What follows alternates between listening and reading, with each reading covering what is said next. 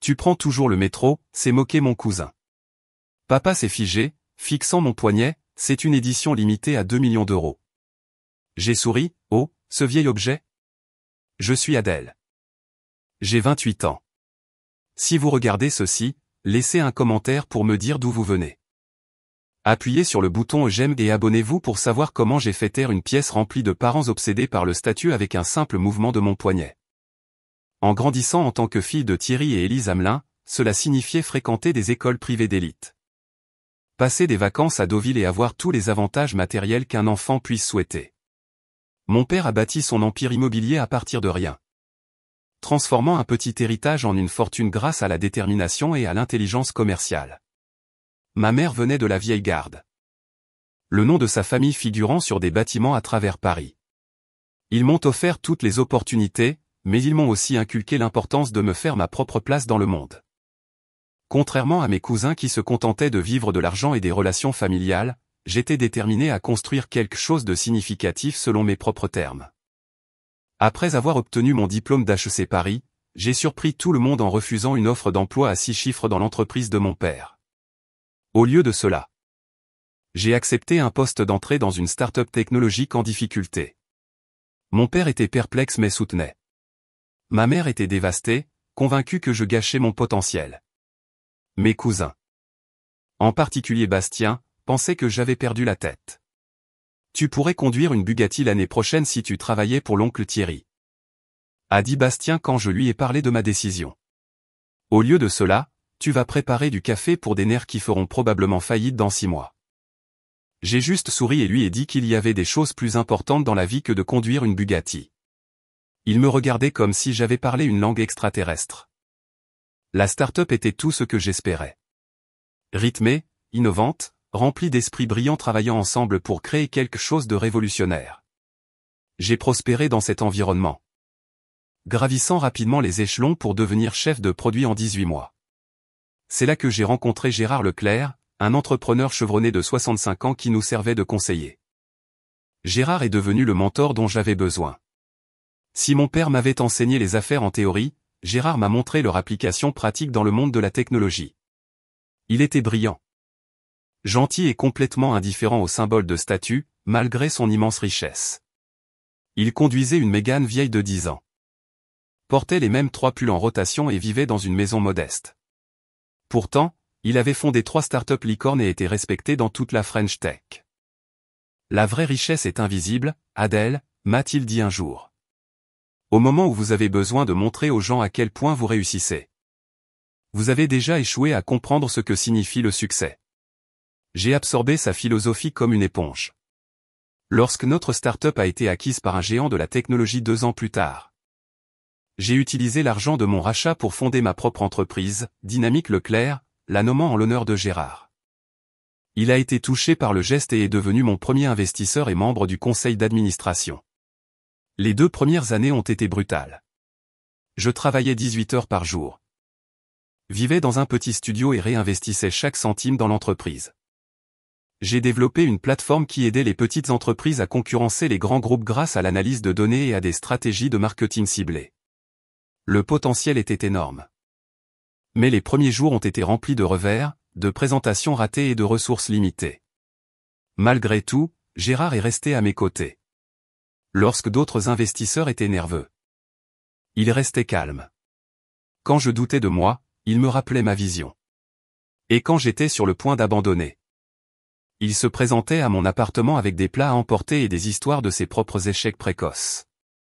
Pour mon 27e anniversaire, après un trimestre particulièrement difficile qui montrait néanmoins des métriques prometteuses, Gérard m'a offert une petite boîte. Celle-ci m'a accompagné à travers 3 entreprises. 2 krachs boursiers et un échec très médiatisé, a-t-il dit. Maintenant, elle devrait être avec toi. À l'intérieur se trouvait sa montre. Ni pas accent grave-l'œil ni visiblement cher. Elle était élégante dans sa simplicité. Une pièce originale de Gérard Leclerc de la collection limitée qu'il avait conçue comme projet parallèle avant de devenir célèbre pour la technologie.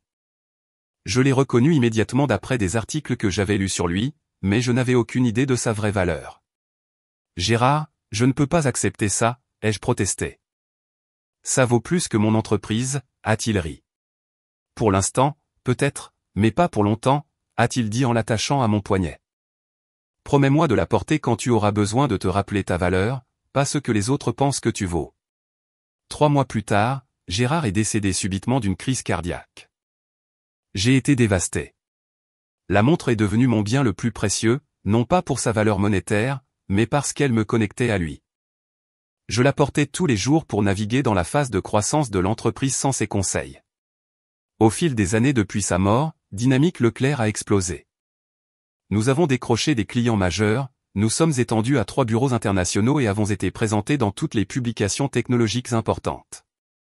J'ai été nommé sur la liste du Figaro Économie, les 30 moins de 30 ans et les offres d'acquisition ont commencé à affluer. Malgré tout, j'ai maintenu la philosophie de succès discret de Gérard. Je vivais toujours dans mon modeste appartement, bien que je sois passé à un appartement d'une chambre. Je continuais à prendre le métro et j'évitais les projecteurs autant que possible. Ma famille élargie ignorait en grande partie mon succès. Ils savaient que j'avais lancé ma propre entreprise, mais je n'ai jamais discuté de sa croissance lors des réunions de famille. Préférant écouter mes cousins se vanter de leurs derniers achats. Mes parents respectaient ma vie privée. Bien que mon père vérifiait occasionnellement les dépôts publics de mon entreprise et semblait de plus en plus impressionné par ce qu'il voyait. Le dîner annuel de la famille Hamelin était une tradition commencée par mes grands-parents et poursuivie par mon père et son frère, mon oncle René. Il se tenait dans le domaine de mes parents en Normandie, un vaste manoir qui avait fait la une des magazines d'architecture. Chaque année, toute la famille élargie se réunissait pour manger, boire et comparer inévitablement les réalisations et les acquisitions. L'oncle René était le frère cadet de mon père, et il y avait toujours eu une tension compétitive entre eux. Alors que mon père a bâti sa fortune grâce à un travail acharné et à une prise de risque stratégique. L'oncle René a épousé la richesse et a réussi à transformer ses relations en un poste de direction dans une prestigieuse société financière. Leurs enfants reflétaient leurs valeurs. Mes cousins, menés par Bastien, mesuraient le succès par les marques qu'ils portaient et les voitures qu'ils conduisaient. Les dîners de famille devenaient inévitablement des vitrines pour leur dernier symbole de statut. Alors que je me préparais pour le dîner de cette année, j'ai pensé à Gérard et à ce qu'il dirait de mon anxiété face à ma famille. Je pouvais presque entendre son rire doux et ses conseils. Laisse-leur leur Bugatti. Tu bâtis quelque chose qui durera. Avec cette pensée à l'esprit, je me suis habillé dans mon style habituel. Jean foncé, un simple chemisier blanc, maquillage minimal et la montre de Gérard. J'ai commandé un VTC et je me suis dirigé vers la Normandie, prête à supporter une autre soirée de jugements subtils et moins subtils. Le chauffeur de VTC a sifflé doucement en passant par les portes en fer forgé ornées du domaine de mes parents. Bel endroit, a-t-il dit en naviguant dans la longue allée sinueuse bordée de taupières parfaitement entretenues. J'ai hoché la tête, en regardant le manoir géorgien familier apparaître. Sa façade en calcaire brillant dans la lumière du début de soirée. J'ai toujours ressenti un étrange mélange d'émotions en y retournant. Fierté de ce que mes parents avaient construit. Nostalgie de mon enfance et un léger malaise face à l'ostentation. Vous pouvez me déposer devant, ai-je dit au chauffeur en approchant de l'allée circulaire. Une rangée de véhicules de luxe était déjà garée bien en évidence. J'ai immédiatement repéré la nouvelle Bugatti de Bastien, garée de manière à ce que personne ne puisse la manquer.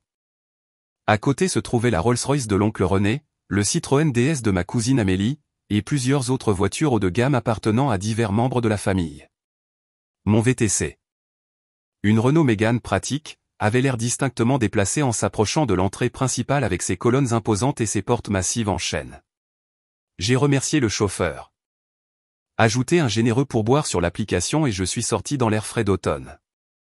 Du coin de l'œil, j'ai aperçu un mouvement à l'une des fenêtres. Bastien regardait mon arrivée. Notant sans doute mon choix de transport avec une satisfaction suffisante. La massive porte d'entrée s'est ouverte avant que je puisse sonner, révélant Antoine. Le majordome de longue date de mes parents. Sa deméanore formelle s'est adoucie en un sourire sincère lorsqu'il m'a vu. Mademoiselle Adèle, bienvenue à la maison, a-t-il dit chaleureusement. Vos parents sont dans le salon principal avec les autres invités. Merci, Antoine, ai-je répondu en lui rendant son sourire. Comment vont Marie et les enfants? Très bien, merci. Didier a commencé l'université cet automne, le premier de la famille. C'est merveilleux, ai-je dit, sincèrement ravi. J'avais aidé le fils d'Antoine avec ses essais de candidature l'année dernière. Il étudie l'informatique à la Sorbonne. Oui, il parle souvent de vous. Vos encouragements ont tout signifié. J'ai serré doucement son bras avant de le dépasser dans le majestueux hall d'entrée avec ses sols en marbre et son escalier majestueux. Les sons de conversation et de musique classique s'échappaient du salon. J'ai pris une profonde inspiration, redressé mes épaules et me suis dirigé vers le rassemblement. Ma mère m'a repéré la première. Élise Hamelin était une femme frappante dans la soixantaine. Élégante dans une robe bleu marine de designer qui coûtait probablement plus que le loyer mensuel de la plupart des gens. Ses cheveux sombres striés d'argent étaient parfaitement coiffés. Sa posture impeccable. Elle s'est excusée de sa conversation avec ma tante et a glissé vers moi. « Adèle, ma chérie », a-t-elle dit en m'embrassant l'air sur les 2 joues. Elle a reculé, évaluant ma tenue d'un regard rapide. « Tu aurais pu porter la robe Chanel que je t'ai envoyée pour ton anniversaire. Elle aurait été parfaite pour ce soir. Celle-ci est plus confortable, maman ?» ai-je dit en lui donnant une vraie étreinte, qu'elle a rendue un peu maladroitement. « Tu es belle comme toujours. » Elle a soupiré mais a souri. « Eh bien, au moins, ce chemisier est en soie. Viens dire bonjour à tout le monde. Ton cousin Bastien vient de conclure un compte majeur chez nous. » Bien sûr, il l'avait fait. Les réalisations de Bastien étaient toujours mises en avant immédiatement, tandis que les miennes étaient rarement mentionnées. J'ai suivi ma mère dans le salon.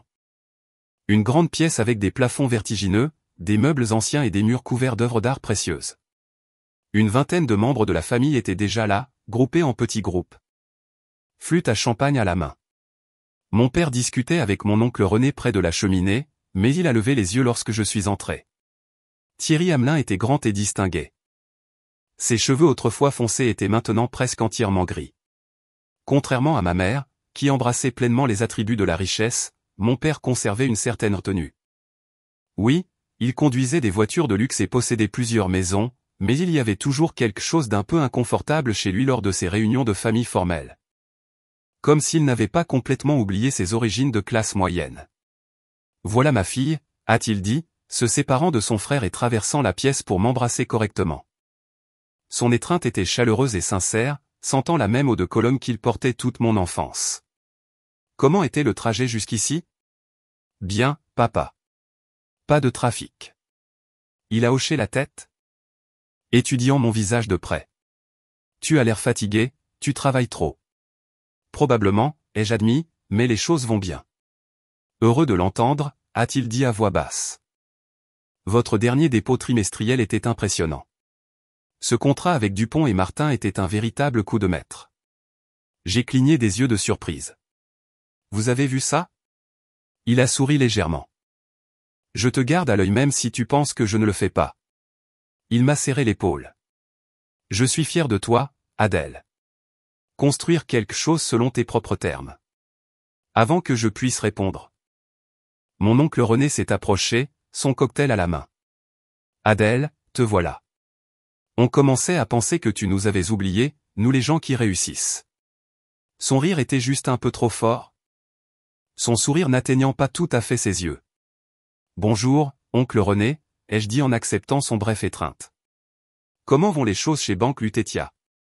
Booming. Absolument booming. Nous venons d'acquérir une société de conseil à Lyon, avons ajouté 2 milliards d'euros à notre gestion de portefeuille. Il a pris une grande gorgée de sa boisson. Mais assez parlé de moi. Comment va ta petite start-up? Est-elle toujours à flot? Mon père a froncé légèrement les sourcils au ton condescendant de son frère, mais j'ai juste souri. Nous nous en sortons. Merci de demander. Bien. Bien. La persévérance est importante. Il m'a tapoté le bras de manière paternaliste. Bastien est quelque part dans le coin. Il a été promu associé junior le mois dernier. Le plus jeune de l'histoire de l'entreprise. C'est merveilleux, ai-je dit avec tout l'enthousiasme que j'ai pu rassembler. Je ne manquerai pas de le féliciter. Comme appelé par son nom. Bastien est apparu aux côtés de son père. Mon cousin avait 32 ans. Était conventionnellement beau à la manière des hommes qui passent trop de temps dans des salles de sport exclusives et des salons de coiffure haut de gamme. Son costume était manifestement sur mesure, sa montre ostensiblement incrustée de diamants. cousin Adèle, a-t-il dit en m'embrassant près de la joue. J'adore ton look simple. Très authentique. Bastien a répondu par un signe de tête. Félicitations pour ta promotion de associé junior. Il a redressé sa cravate déjà droite. Merci. La Bugatti dehors est mon cadeau de célébration pour moi-même. 0 à 100 en moins de 3 secondes. Impressionnant, ai-je dit, bien que je m'en fichais éperdument. La montre de Gérard me semblait soudain lourde à mon poignet, un rappel de ce qui comptait vraiment. Ma cousine Amélie s'est approchée ensuite, ses talons au claquant sur le marbre. Adèle. Oh mon Dieu, ça fait une éternité. Elle m'a serré dans ses bras avec l'enthousiasme excessif de quelqu'un qui a déjà bu plusieurs verres de champagne. J'adore ce que tu as fait à tes cheveux. Si naturel. Amélie était la sœur cadette de Bastien, âgée de 26 ans, et déjà à son deuxième mari. Elle travaillait nominalement dans les relations publiques. Bien que son travail semblât principalement impliquer d'assister à des galas de charité et d'en parler sur les réseaux sociaux. Merci, Amélie. Tu as l'air bien. De retour de Saint-Tropez. A-t-elle dit en faisant voler ses cheveux blonds coûteux. Alejandro a une villa là-bas. Tu devrais la voir. 6 chambres, piscine à débordement, accès privé à la plage. Elle s'est penchée. Nous pensons acheter notre propre endroit à proximité. Rien de trop extravagant, juste une petite retraite de 3 millions d'euros. J'ai hoché la tête poliment pendant qu'elle continuait à détailler les commodités de l'immobilier de luxe italien. Par-dessus son épaule. Je pouvais voir mes autres cousins engagés dans des conversations similaires. Julien montrait sa nouvelle Rolex à sa sœur Madeleine, qui faisait défiler des photos de ses récentes vacances aux Maldives sur son téléphone. La tante Pascale décrivait sa maison nouvellement rénovée à Cap d'Antibes à ma mère, soulignant la difficulté de trouver des entrepreneurs fiables qui comprenaient l'importance du marbre italien importé. Toute la pièce bourdonnait de ces échanges d'acquisition et de réalisation.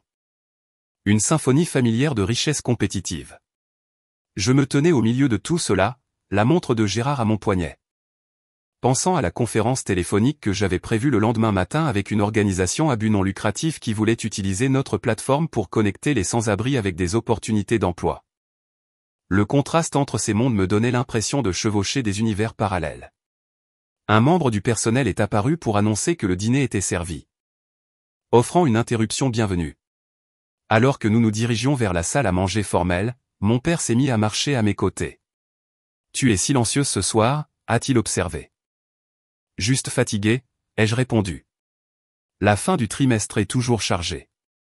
Il a hoché la tête puis a ajouté doucement.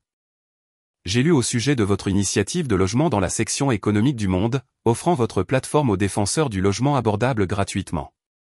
C'était gentil de votre part. Je l'ai regardé avec surprise. Il mentionnait rarement des aspects spécifiques de mon entreprise. Cela semblait être la bonne chose à faire, ai-je dit simplement. Une lueur d'approbation a vacillé dans ses yeux. Ton grand-père aurait fait de même. Il n'a jamais oublié d'où il venait. Il a marqué une pause. Ni moi, malgré ce que René pourrait penser. Avant que je puisse répondre, nous sommes entrés dans la salle à manger où une table dressée pour 24 personnes brillait de cristal, d'argent et de porcelaine fine. Les cartes de nom indiquaient nos places, et je n'ai pas été surprise de me retrouver placé entre Bastien et Madeleine. Un autre dîner de famille avait officiellement commencé. Le premier plat est arrivé rapidement. Coquille Saint-Jacques poêlée avec une réduction d'agrumes, artistiquement disposée sur des assiettes en porcelaine blanche. La famille s'est installée à ses places, les verres de vin ont été remplis et le spectacle a commencé. Ces dîners suivaient toujours le même script. Les réalisations seraient mentionnées avec désinvolture. Les acquisitions seraient subtilement mises en avant. Le statut serait établi et renforcé. Madeleine, ce collier est magnifique, a dit la tante Pascale à ma cousine à travers la table. Est-il nouveau? Madeleine a touché le pendentif en diamant à sa gorge. Oh, celui-ci? Oui, Thierry me l'a offert après la fusion du pont. Diamant de 12 carats taillé en coussin. Nous l'avons fait faire sur mesure par ce joaillier de la ville, celui qui fait tout le travail pour les célébrités. Comme c'est attentionné, a commenté ma mère. En parlant de fusion, René, j'ai entendu dire que Banque Lutetia regardait cette entreprise à Marseille. L'oncle René s'est essuyé la bouche avec sa serviette avant de répondre. Oui, les négociations sont en phase finale. Bastien a été déterminant dans le processus de diligence raisonnable.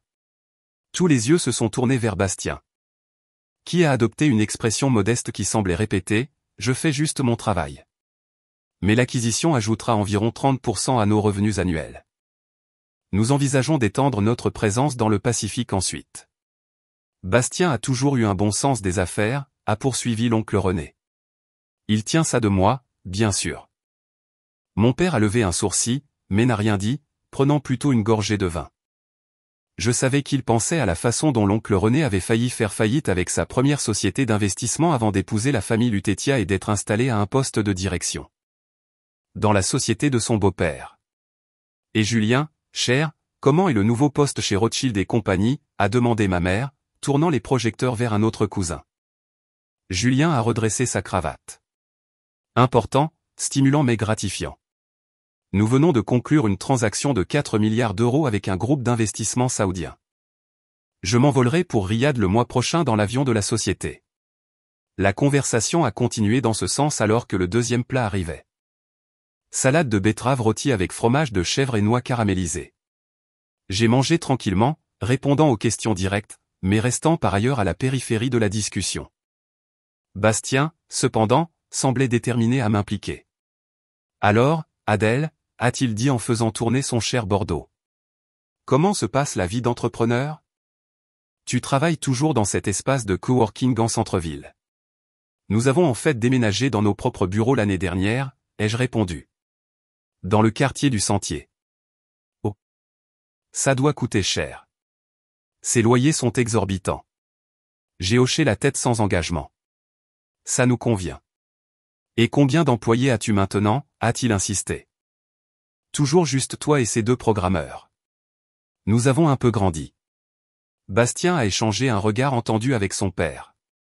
Eh bien, les startups sont toujours un pari. 90% échouent la première année. Tu sais, le fait que tu aies duré si longtemps est en fait assez impressionnant. Merci pour votre vote de confiance, ai-je dit sèchement. La tante Pascale s'est penchée en avant, son expression empreinte d'une préoccupation pratiquée. Ma chérie, tu sais, si jamais tu as besoin d'aide, la famille est là pour toi. Il n'y a aucune honte à admettre quand il est temps d'essayer autre chose. Je suis sûr que ton père pourrait te trouver un poste approprié chez Domaine Hamelin. J'ai ressenti une pointe d'irritation mais j'ai gardé mon expression neutre. C'est très gentil, tante Pascale. Mais nous allons bien. Bien sûr, ma chérie. A-t-elle dit en me tapotant la main d'une manière qui suggérait qu'elle ne me croyait pas, je m'inquiète juste. Une jeune femme devrait penser à la stabilité, à construire un avenir. Regarde Madeleine. Elle et Julien viennent d'acheter cette belle maison de ville dans le Marais. Madeleine a rayonné. La rénovation coûte une fortune, mais ça vaudra le coup. Nous installons une cave à vin et une salle de cinéma. Tu devrais venir la voir quand elle sera terminée, Adèle. Peut-être que ça t'inspirera. J'ai souri d'un sourire pincé. Ça a l'air bien. Tu sais, a dit mon oncle Romain, plus loin à table. L'entrepreneuriat, c'est bien beau, mais il y a quelque chose à dire pour la sécurité d'une entreprise établie. Mon colocataire de collège a essayé la voie de la start-up. Un type brillant avait ce qui semblait être une bonne idée. Il y a coulé toutes ses économies. Maintenant, il gère une succursale du Crédit Lyonnais en Normandie. Plusieurs membres de la famille ont hoché la tête avec sagacité à ce compte de mise en garde. Je me souviens quand tu as annoncé pour la première fois que tu lançais ta propre entreprise, a dit Bastien, coupant dans son saumon parfaitement cuit alors que le plat principal était servi. C'était quoi encore? Une sorte d'analyse de données pour les petites entreprises. C'est exact, ai-je confirmé, en prenant une bouchée de mon propre repas. Cela semble être un marché limité. A-t-il observé? Les petites entreprises n'ont généralement pas beaucoup de budget pour ce genre de choses. Maintenant, si tu ciblais des clients d'entreprise, a-t-il ajouté, secouant légèrement la tête. Nous avons une clientèle mixte, ai-je dit simplement. Bastien n'était pas découragé. Je me demande juste la viabilité à long terme, surtout dans cette économie. Le capital risque s'est considérablement asséché depuis que les taux d'intérêt ont augmenté. J'ai pensé aux 20 millions d'euros de financement que nous avions sécurisés le trimestre précédent et aux offres de 3 grandes sociétés de capital risque que j'envisageais actuellement. Nous nous en sortons. Mon père a toussé. L'entreprise d'Adèle se porte en fait très bien. J'ai été impressionné par ses métriques de croissance. Bastien a eu l'air surpris. Puis s'est rapidement repris. Eh bien, tant mieux pour elle. Il est important de suivre sa passion, même si cela implique certains ajustements de style de vie. Madeleine a immédiatement saisi son ton. Oui, j'admire ton engagement envers la simplicité, Adèle. Ça doit être tellement ancrant de vivre comme les gens ordinaires. J'ai surpris mon père en train de me regarder avec une expression indéchiffrable. Ma mère avait l'air mal à l'aise. Clairement partagée entre la défense de sa fille et l'évitement de toute discorde familiale lors de son dîner méticuleusement planifié. Il y a de la dignité à vivre dans ses moyens. Ai-je répondu calmement. Quelque chose que Gérard a toujours souligné. Gérard, a demandé l'oncle René. Gérard Leclerc, ai-je expliqué. C'était mon mentor. Il est décédé l'année dernière. Oh. Le type de la tech, a dit Bastien avec dédain. Je l'ai lu. Il a fait fortune dans les logiciels ou quelque chose comme ça, n'est-ce pas? Il vivait comme un pauvre malgré ses milliards. Plutôt excentrique. J'ai senti une montée de colère en entendant décrire Gérard de cette façon, mais j'ai gardé mon sang-froid. Il croyait que la richesse devait être mesurée par l'impact. Pas par les possessions. Bastien a reniflé. Facile à dire quand on a des milliards en banque. Je parie qu'il prenait toujours des jets privés et qu'il avait des maisons partout dans le monde. En fait, il prenait les vols commerciaux et possédait une maison modeste à Paris, ai-je corrigé. Il a investi la majeure partie de son argent dans sa fondation pour l'accès à l'éducation. Eh bien, chacun ses goûts, a dit Bastien en haussant les épaules. Mais il n'y a rien de mal à profiter des fruits de son travail. La vie est courte. Quel est l'intérêt du succès si on ne peut pas le montrer un peu? Alors que la conversation se tournait vers le prochain voyage de Madeleine à Paris. J'ai senti le poids de la montre de Gérard à mon poignet. J'ai pensé à sa confiance tranquille, à son intérêt sincère pour les gens indépendamment de leur statut. À sa conviction que le vrai succès était mesuré par les vies que vous amélioriez, pas par les possessions que vous accumuliez. Le contraste entre ces valeurs et celles exprimées autour de cette table n'aurait pu être plus marqué. Ma rêverie a été interrompue par ma cousine Amélie, qui décrivait sa nouvelle Citroën DS avec un détail amoureux. L'intérieur est entièrement personnalisé. Il a fallu 3 mois pour obtenir exactement ce qu'il fallait. Mais quand vous traversez la Côte d'Azur, il faut faire bonne impression. Bastien a hoché la tête en signe d'accord. L'image est tout dans notre monde. La bonne voiture, la bonne adresse. Les bonnes relations. Tout cela signale votre place dans la hiérarchie. Il s'est tourné vers moi avec un sourire qui n'atteignait pas ses yeux. À ce propos, Adèle. J'ai remarqué que tu es arrivée en VTC aujourd'hui, tu prends toujours le métro aussi en ville. La table est tombée silencieuse un instant, tous les yeux se tournant vers moi. La question est restée en suspens, sa condescendance indéniable. J'ai vu l'expression embarrassée de ma mère, la pitié mal dissimulée de ma tante. La satisfaction suffisante de mon oncle face à la question pointue de son fils. Mais c'est la réaction de mon père qui m'a surprise. Son attention s'était déplacée du visage de Bastien à mon poignet. Où la montre de Gérard était partiellement visible sous le revers de mon chemisier. Ses yeux se sont légèrement écarquillés, sa fourchette s'est arrêtée à mi-chemin de sa bouche. Il fixait la montre avec une expression de reconnaissance stupéfaite. Bastien, interprétant la réaction de mon père comme de l'embarras de ma part, a appuyé sur son avantage. Je veux dire, il y a la frugalité et il y a la souffrance inutile. Les transports en commun à Paris peuvent être si imprévisibles, sans parler des types de personnes que l'on rencontre. J'ai ouvert la bouche pour répondre, mais à ce moment-là, mon père a trouvé sa voix. Est-ce que c'est ce que je crois, a demandé mon père, sa voix coupant le commentaire de Bastien. Il fixait toujours mon poignet avec une intensité qui attirait l'attention de tous. J'ai jeté un coup d'œil à la montre de Gérard, soudainement mal à l'aise. Qu'est-ce que tu veux dire? Ta montre, a-t-il dit, en posant délibérément sa fourchette. Puis-je la voir? La table était devenue silencieuse. Bastien semblait confus par cette interruption inattendue de son moment de triomphe. J'ai hésité, puis j'ai tendu mon bras à travers la table. Mon père s'est penché en avant, examinant la montre avec une admiration croissante. C'est une pièce originale de Gérard Leclerc, a-t-il dit calmement. De sa première collection limitée. L'oncle René a froncé les sourcils. L'entrepreneur technologique décédé l'année dernière, il fabriquait des montres. Avant d'entrer dans le monde de la technologie, a expliqué mon père, il était d'abord horloger. A créé une petite collection de pièces d'horlogerie artisanale avant de fonder sa première entreprise. Seulement 50 ont été fabriquées. Il a levé les yeux vers moi. Son expression était un mélange de choc et de nouveau respect. Comment en es-tu venu en possession? Tous les yeux étaient maintenant sur moi. La dynamique de la table a complètement changé. La moquerie antérieure de Bastien flottait maladroitement dans l'air. Gérard me l'a donné, ai-je dit simplement. Avant de mourir. Il était mon mentor et un premier investisseur dans mon entreprise. Mon père s'est rassis à sa chaise. As-tu une idée de sa valeur? J'ai hoché la tête. Je sais qu'elle est précieuse. Mais ce n'est pas pour ça que je la porte. Ça, a dit mon père, s'adressant maintenant à toute la table, c'est une montre de 2 millions d'euros. Peut-être plus compte tenu de sa provenance et du fait que la mort de Leclerc a rendu sa collection encore plus recherchée. Un soupir collectif a parcouru la table. La bouche de Bastien est littéralement tombée ouverte. Madeleine a laissé tomber sa fourchette avec un cliquetis. La tante Pascale a commencé à s'étouffer avec son vin. Oh, ce vieil objet! Ai-je dit avec un haussement d'épaule désinvolte, en repoussant légèrement ma manche pour mieux exposer la montre. Je la porte tous les jours. Gérard a insisté pour que les belles choses soient utilisées, pas rangées. Mon père secouait la tête d'un air étonné. L'artisanat est extraordinaire. Chacune était entièrement fabriquée à la main par Leclerc lui-même. Le mouvement est basé sur une conception révolutionnaire de sa propre création. Les collectionneurs les recherchent depuis des années.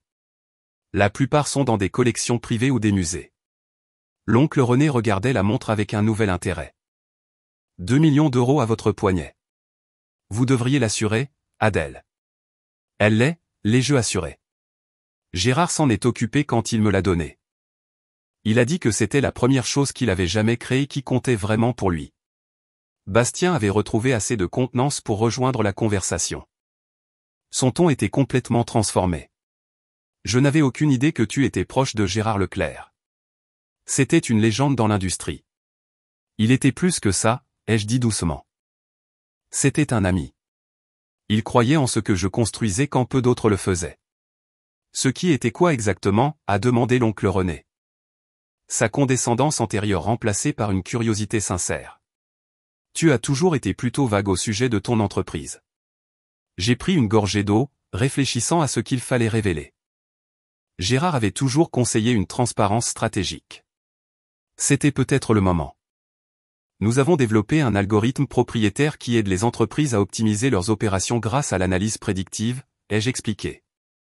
Nous avons commencé avec les petites entreprises car elles étaient mal desservies dans ce domaine, mais nous nous sommes considérablement développés. Nous travaillons maintenant avec plusieurs sociétés du Fortune 500, 3 grands systèmes de santé et le gouvernement fédéral. Ma mère a cligné des yeux de surprise. Le gouvernement fédéral? Tu ne l'as jamais mentionné. Le contrat a été finalisé le mois dernier, ai-je dit. Nous allons mettre en œuvre notre plateforme dans plusieurs agences au cours de l'année prochaine. C'est notre plus gros contrat à ce jour. Combien? A demandé Bastien, incapable de se contenir. J'ai rencontré son regard directement. 900 millions d'euros sur 5 ans. Un autre silence stupéfait s'est installé à table. Mon père me regardait avec une fierté évidente. Maintenant, ma mère semblait complètement déconcertée. Mais tu vis toujours dans ce petit appartement en ville, a-t-elle dit, la confusion évidente dans sa voix. Et tu prends le métro? J'ai souri. J'aime mon appartement. Il est proche de nos bureaux et je peux me rendre à mon café préféré à pied. Quant au transport en commun, c'est efficace et meilleur pour l'environnement. Gérard prenait le métro tous les jours de sa vie, même après être devenu milliardaire. Un vrai disciple de Leclerc, a murmuré mon père, me regardant avec une nouvelle compréhension. Bastien avait du mal à concilier ces nouvelles informations avec sa perception antérieure de moi. Alors ton entreprise, elle a du succès alors? J'ai hoché la tête. Très. Nous sommes actuellement évalués à 1,8 milliard d'euros après notre dernière levée de fonds. Je conserve la majorité de la propriété.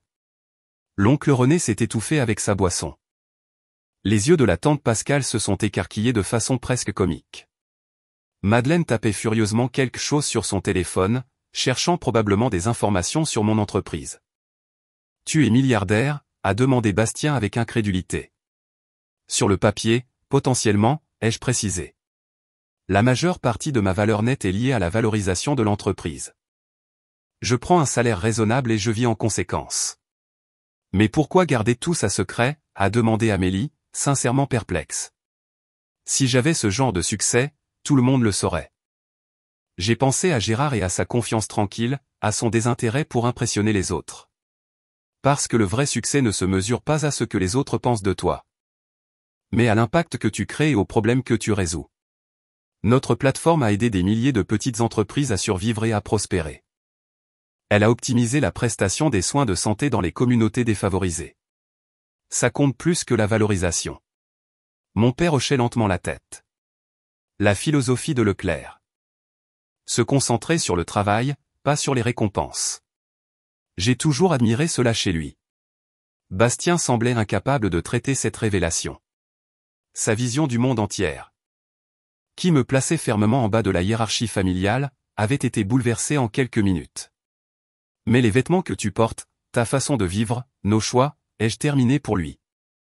Tout comme tes choix reflètent tes valeurs, Gérard m'a appris que nous révélons notre vrai moi non pas par ce que nous disons, mais par ce que nous priorisons. Le dîner a continué. Mais la dynamique avait fondamentalement changé. Les membres de la famille qui m'avaient à peine adressé la parole auparavant trouvaient maintenant des raisons de converser avec moi. Des questions sur mon entreprise, sur Gérard, sur mes projets d'avenir venaient de toutes parts. Malgré tout, j'ai maintenu la même demeure calme. Sans me glorifier de ce changement ni céder à leur intérêt soudainement accru. Alors que le dessert était servi, Bastien s'est penché vers moi. Sa voix suffisamment basse pour que les autres ne puissent pas entendre. « Je te dois des excuses, Adèle. Mon comportement ce soir, et franchement, lors de tous les rassemblements familiaux depuis des années, a été inexcusable. Je l'ai étudié un moment, voyant au-delà de son costume coûteux, et le charme pratiqué jusqu'à l'insécurité en dessous. Le succès signifie différentes choses pour différentes personnes, Bastien. Je ne juge pas tes choix. J'apprécierais la même courtoisie. » Il a hoché la tête, l'air quelque peu repentant. La montre est vraiment extraordinaire. Leclerc devait penser très haut de toi. J'ai touché la montre doucement. Elle me rappelle tous les jours ce qui compte. Pas sa valeur, mais ce qu'elle représente. L'artisanat, l'intégrité, créer quelque chose de significatif qui dure. En disant ces mots, j'ai surpris mon père en train de me regarder de l'autre côté de la table. Une expression pensive sur son visage. Peut-être pour la première fois, il me voyait non pas comme sa petite fille qui avait besoin de protection ou de conseils, mais comme une femme qui avait forgé sa propre voie et trouvé le succès selon ses propres termes. Dans ce moment de reconnaissance, j'ai senti quelque chose changer entre nous. Une nouvelle base de respect mutuel prendre forme. La montre qui avait autrefois été la compagne silencieuse de Gérard racontait maintenant mon histoire. Révélant des vérités que j'avais gardées cachées, non par honte, mais par désir d'être valorisé pour ce que j'étais plutôt que pour ce que je possédais. Alors que la soirée progressait, je me suis senti reconnaissante pour sa présence silencieuse à mon poignet, un lien tangible avec le mentor qui avait façonné non seulement ma philosophie d'entreprise, mais aussi mon approche de la vie elle-même. Alors que les assiettes du dîner étaient débarrassées et que le café était servi, la conversation est inévitablement revenue à ma montre et à son précédent propriétaire, l'oncle René, qui avait été inhabituellement silencieux depuis plusieurs minutes. A finalement exprimé ce que beaucoup pensaient clairement. « Je n'arrive toujours pas à croire que Gérard Leclerc ait été ton mentor », a-t-il dit en remuant de la crème dans son café. Il était notoirement sélectif quant à son temps et à ses investissements. Comment cette relation s'est-elle développée exactement? Tous les yeux se sont à nouveau tournés vers moi. Même le personnel s'est arrêté dans ses fonctions, sentant que quelque chose de significatif se déroulait à table. Mon père s'est légèrement penché en avant, manifestement intéressé à entendre l'histoire complète lui-même. J'ai rencontré Gérard chez Innovatech, la start-up où je travaillais. Après l'obtention du diplôme, j'ai commencé. Il a été appelé en tant que conseiller pendant un trimestre particulièrement difficile. L'entreprise brûlait de l'argent et le développement de notre produit était bloqué. Je me souviens de cette entreprise, a interrompu Bastien. Ils ont finalement été rachetés par Google, n'est-ce pas? J'ai hoché la tête. Pour 300 millions d'euros, mais à l'époque. Nous étions sur le point de nous effondrer. Gérard est arrivé et a complètement transformé notre approche. Il avait cette capacité à trancher la complexité et à identifier la proposition de valeur fondamentale. C'était son génie. Mon père a approuvé. Je l'ai entendu parler à une conférence une fois. Clarté de pensée remarquable. Il a remarqué que je posais des questions différentes de toutes les autres personnes dans la pièce, ai-je continué. Après une réunion particulièrement conflictuelle. Il m'a demandé de l'accompagner pour prendre un café. Nous avons fini par parler pendant 3 heures. À la fin de cette conversation, il m'avait proposé de me mentorer. Juste comme ça? A demandé l'oncle René sceptiquement. Gérard prenait des décisions rapidement quand il voyait du potentiel, ai-je expliqué. Il m'a dit plus tard qu'il avait reconnu en moi quelque chose qui lui rappelait lui-même à mon âge. Une certaine façon de voir les problèmes. Ma mère, qui était exceptionnellement silencieuse, a finalement pris la parole. Et il a investi dans ton entreprise quand tu l'as lancée. Il a été mon premier investisseur, ai-je confirmé. Un demi-million d'euros sur une poignée de main. Pas de présentation formelle, pas de plan d'affaires détaillé. Il a dit qu'il investissait en moi, pas seulement dans l'idée. Ce n'est pas comme ça que le commerce fonctionne généralement. A souligné l'oncle René, incapable de cacher sa désapprobation de méthodes aussi peu orthodoxes. J'ai souri. Gérard n'était pas typique. Il croyait que les meilleures innovations viennent de la confiance et de la liberté, pas de structures rigides et de documentation sans fin. Il m'a donné ce financement initial et m'a dit de construire quelque chose de significatif. Ses seules conditions étaient que je conserve le contrôle de l'entreprise et que j'utilise une partie des bénéfices pour aider les autres. La fondation que tu as créée l'année dernière, a dit mon père, en hochant la tête avec compréhension. C'est l'accès sur l'éducation technologique dans les communautés défavorisées. C'était dans le cadre de votre accord avec Leclerc. Oui. Ai-je reconnu, surprise qu'il le sache, bien que je l'aurais fait de toute façon. Gérard m'a montré que le succès crée des responsabilités. Madeleine, qui avait fait des recherches sur son téléphone tout au long de cet échange, a levé les yeux avec de grands yeux. Selon Forbes, Dynamique Leclerc devrait atteindre 3 milliards de valorisation d'ici le prochain trimestre. Il y a des rumeurs d'introduction en bourse, a-t-elle dit en me regardant. Tu as nommé ton entreprise en son honneur. Il semblait approprié, ai-je dit simplement. Sa philosophie est le fondement de tout ce que nous faisons. Mais pourquoi garder tout cela? A demandé la tante Pascale, désignant vaguement ma tenue modeste. Tu pourrais vivre dans un Penthouse, conduire des voitures de luxe, profiter du meilleur de tout. J'ai réfléchi à la manière d'expliquer un état d'esprit si différent de celui qui dominait cette table. Quand Gérard m'a donné cette montre, il m'a dit quelque chose que je n'oublierai jamais. Il a dit, le moment où tu ressens le besoin de prouver ta valeur aux autres est le moment où tu as oublié ce que tu vaux vraiment. Je n'ai pas besoin d'afficher mon succès pour le valider. Mon père hochait lentement la tête, une nouvelle appréciation dans ses yeux. Leclerc comprenait toujours que le vrai pouvoir réside dans la connaissance de sa valeur sans avoir besoin de validation externe. C'est pourquoi il était respecté même par ses concurrents. Exactement, ai-je convenu. Et il a vécu cette philosophie tous les jours. Les leçons les plus précieuses qu'il m'a enseignées n'avaient rien à voir avec la stratégie commerciale ou la technologie. Elles concernaient l'intégrité. Le but et la responsabilité qui accompagnent le succès. Bastien, qui avait été inhabituellement discret, a finalement pris la parole. Alors la montre? Elle doit avoir une valeur sentimentale incroyable au-delà de son prix. Elle est inestimable pour moi, ai-je confirmé. Gérard l'a portée en construisant des entreprises de 3 milliards d'euros. Il a dit qu'elle le maintenait ancré, lui rappelait l'artisanat et la patience nécessaires pour créer quelque chose de valeur durable. Et maintenant, tu la portes en construisant ton propre empire? A observé mon père avec un petit sourire. J'ai secoué la tête. Pas un empire, une solution. Notre plateforme aide les entreprises à fonctionner plus efficacement, ce qui sauve des emplois. Réduis les déchets et améliore les conditions de travail. La valorisation n'est qu'un sous-produit, pas le but. L'oncle René avait l'air sceptique. Mais mon père hochait la tête avec une compréhension croissante. Je pouvais voir un changement dans la façon dont il me regardait. Un nouveau respect. Mêlé de quelque chose qui aurait pu être du regret de ne pas m'avoir vu de ce côté plus tôt. Le contrat fédéral que tu as mentionné, a-t-il dit. C'était celui annoncé le mois dernier pour moderniser les opérations des agences et réduire le gaspillage gouvernemental. Oui, ai-je confirmé. Nous avons battu plusieurs grandes entreprises technologiques pour l'appel d'offres. Notre solution fera économiser aux contribuables environ 12 milliards d'euros sur 10 ans tout en améliorant la prestation des services. C'était ton entreprise, s'est exclamé l'oncle René. C'était partout dans les nouvelles financières. Ils ne t'ont jamais mentionné par ton nom. Je préfère rester discret, ai-je expliqué. Notre travail parle de lui-même. Mais sûrement maintenant.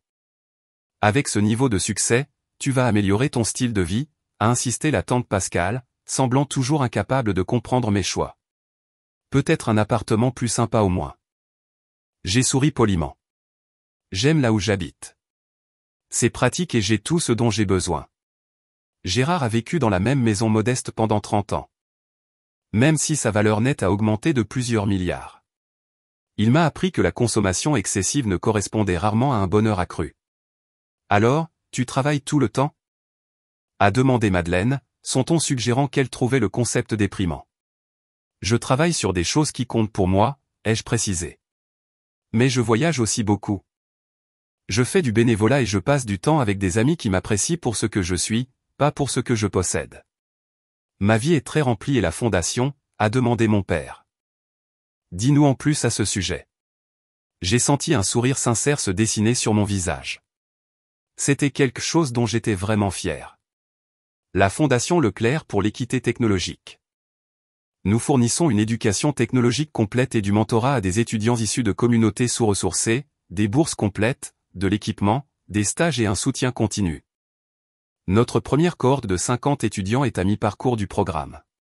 Ils sont extraordinaires. 50 étudiants, a dit l'oncle René, cela semble modeste pour quelqu'un de vos moyens.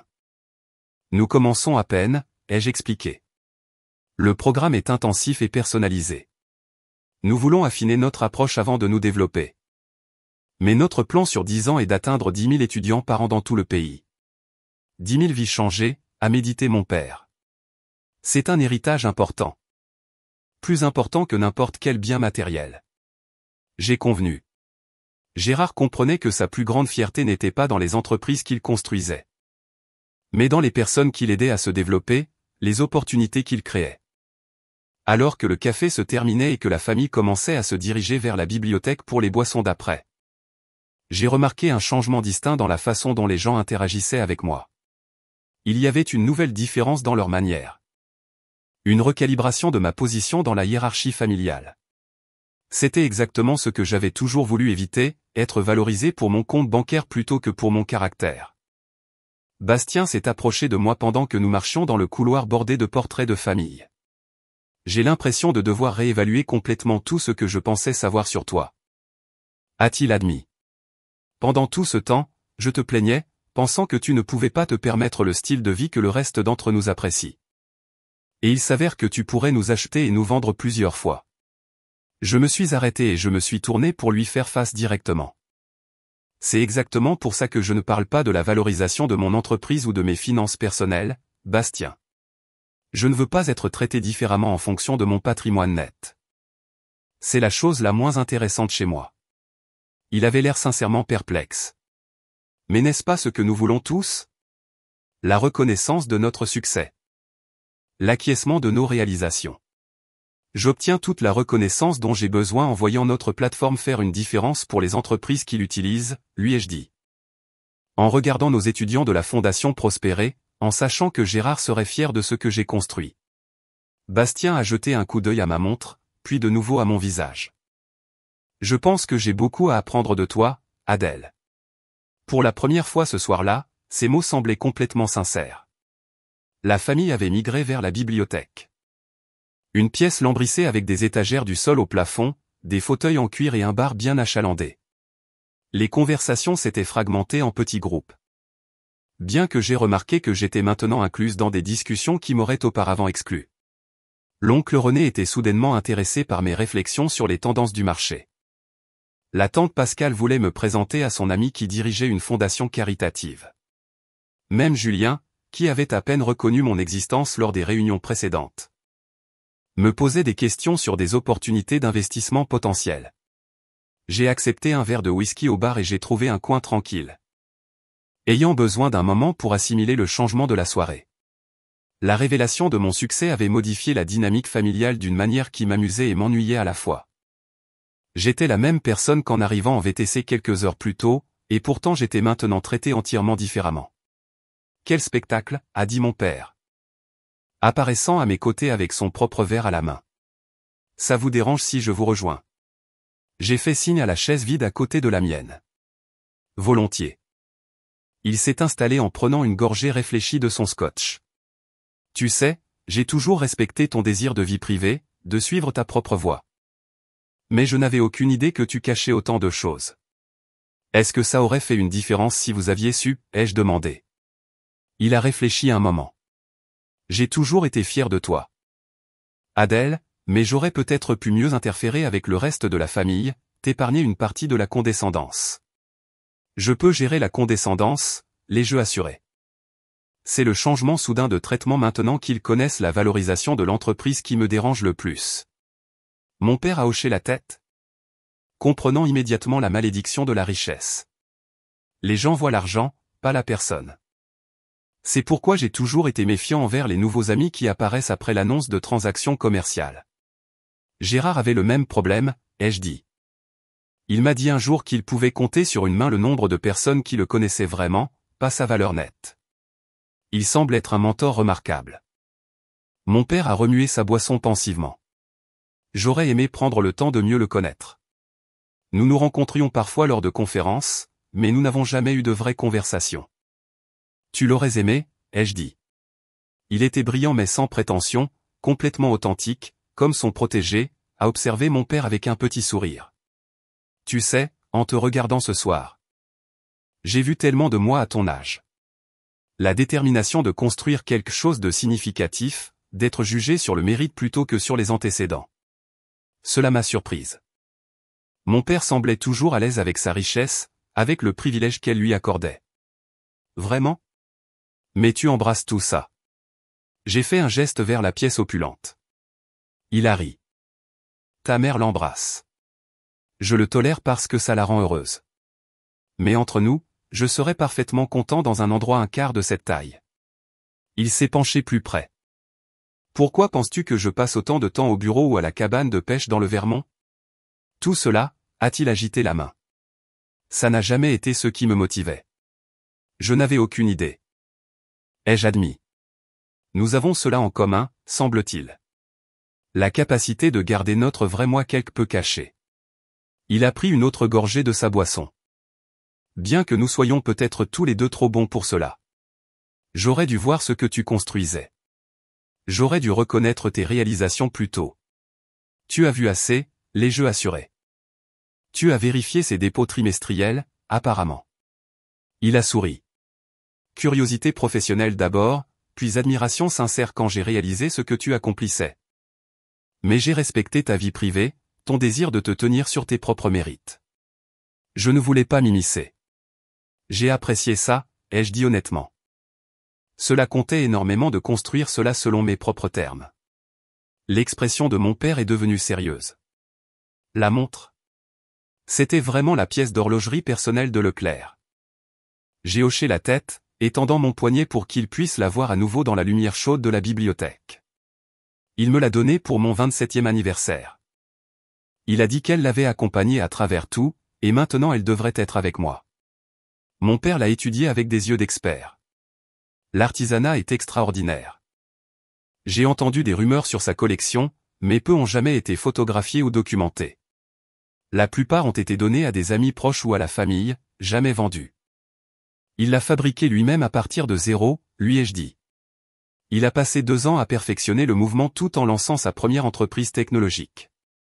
Il a dit que cela lui avait appris la patience et la précision, des valeurs qui lui ont bien servi. Clairement, a dit mon père en regardant de la montre vers moi, et maintenant elles te servent. Notre conversation a été interrompue lorsque Bastien s'est approché, sa deméanor visiblement plus humble qu'en début de soirée. Excusez-moi, oncle Thierry. Pourriez-vous emprunter Adèle un instant? Mon père m'a regardé.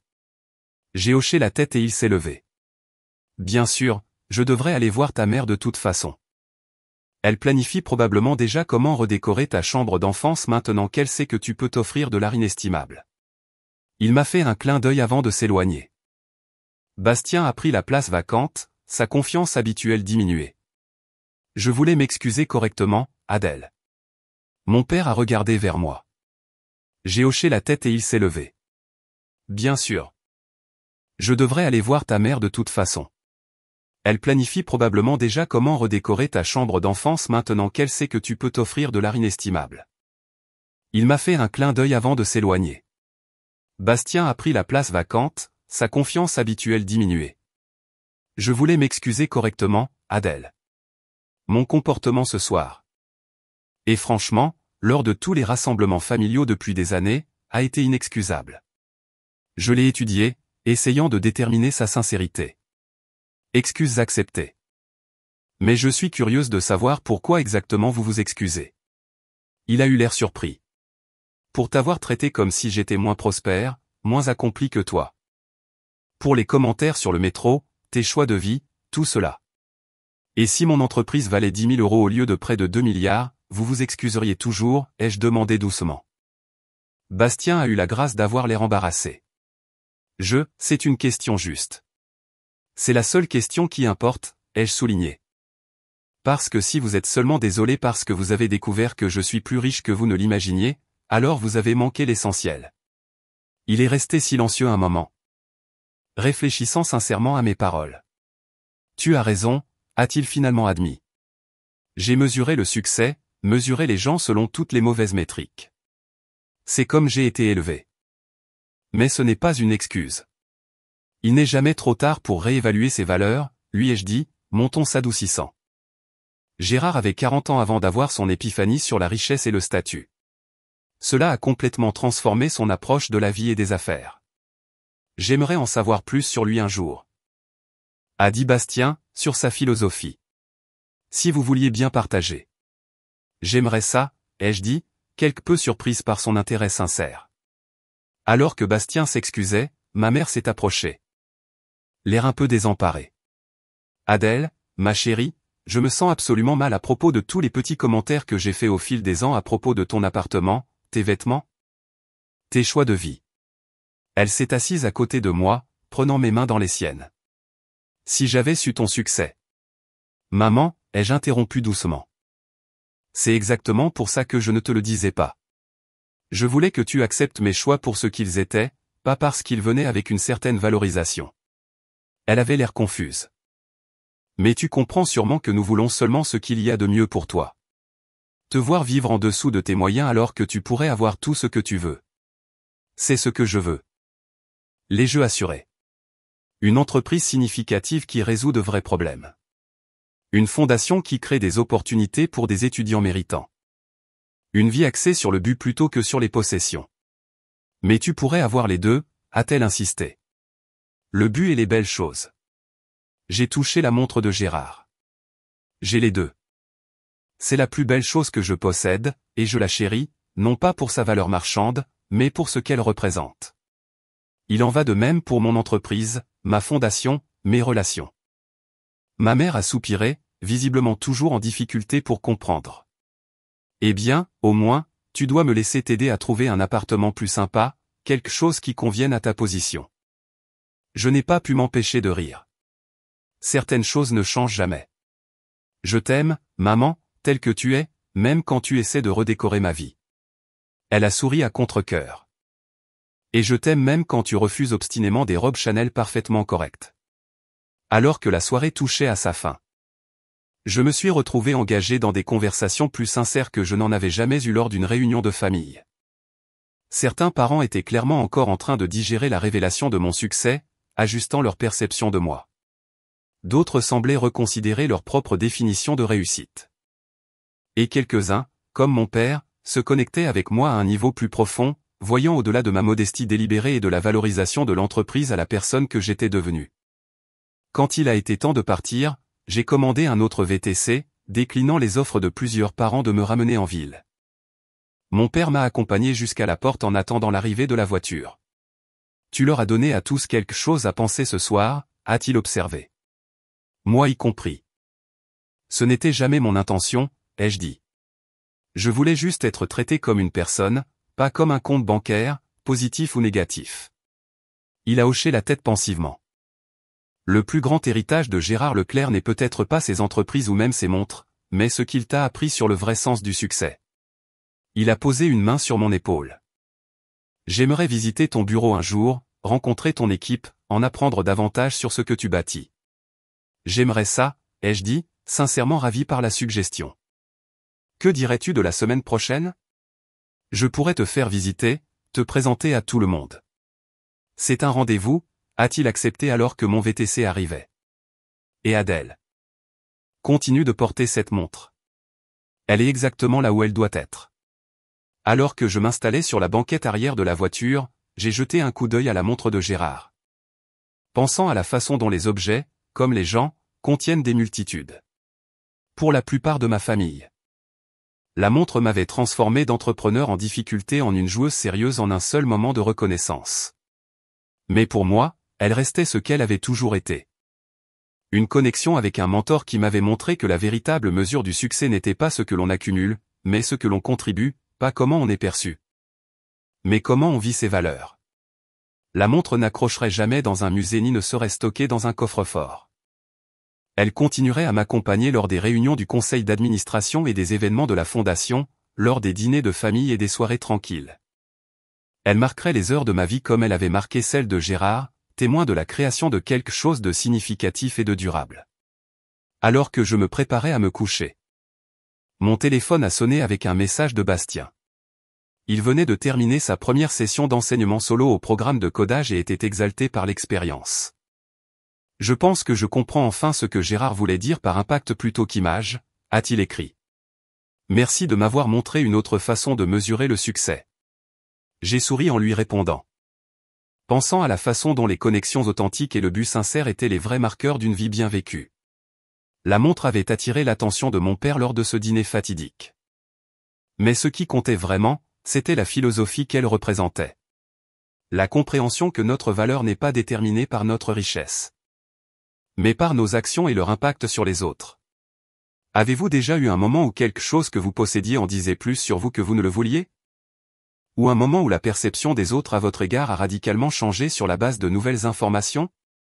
J'aimerais beaucoup entendre vos histoires dans les commentaires ci-dessous. Et si ce voyage vers le succès authentique vous a parlé? Veuillez aimer cette vidéo et vous abonner à ma chaîne pour plus d'histoires sur la recherche de la vraie valeur dans un monde obsédé par les apparences. Rappelez-vous que les choses les plus précieuses que nous possédons ne se mesurent pas à leur prix, mais au sens qu'elles ont dans nos cœurs. Merci de m'avoir écouté et jusqu'à la prochaine fois. Que vous sachiez toujours votre vraie valeur au-delà de tout chiffre sur votre compte bancaire.